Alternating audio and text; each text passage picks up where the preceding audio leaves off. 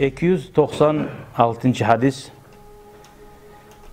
Han Abdurrahman bin Cübeyr an abihi an Nevas bin Sab'an el-Ansari radıyallahu anh. Bu da Peygamberin Medine ahlu ashaba eskirgen hadis. Annahu sa'ala Resulullah.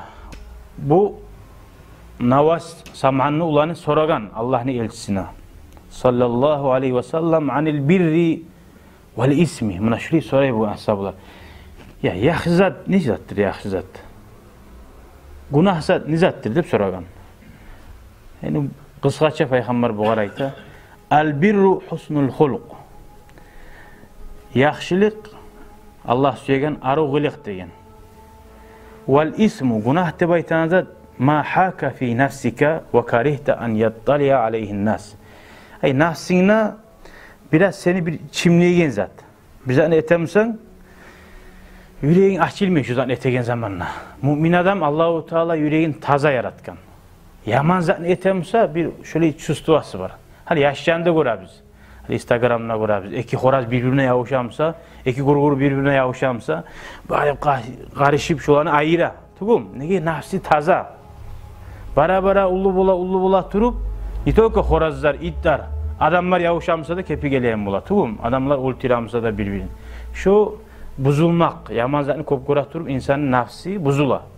Neşik bula? Masalan aranını hayvolla saklayan adam. Kop tura turup aranın içinde hayvolla karay turup şu yaman iyisini bilmeyeyim o aranın negi. Çağrıdan gelgen adam oranın başından başlayıp şöyle yurtkava girmez ümeyeyim bula. Nege o uyuyemmeyen o iyisiga. Şunu mi insan ozunu yaman zatlar bayırdan arek etip saklap durmasa Allahu Teala aytan kuydu arek boluguz degen. Bara yuğuk bara iyisi yoga turup şu iyisini suyağım Allah. O kuyda papurusunu koygallarda ayta bula. Koyup biraz kıyım bula diye yağın koygan zamanla. Şu papurus tartmayın işte saklana dağı bulmağın zamanla da bayta şu papurus tartan adamın kırığına varıp şundan iyisi alabızdı bula. Şu iyisinden sama biraz yengillik buladı. Bergen sözü var tartmasman der. Şöyle yaman zatta singi, yakzatta singi. Ve karihte an yattali'a aleyhin nas. Peygamber iki sözmen aytti.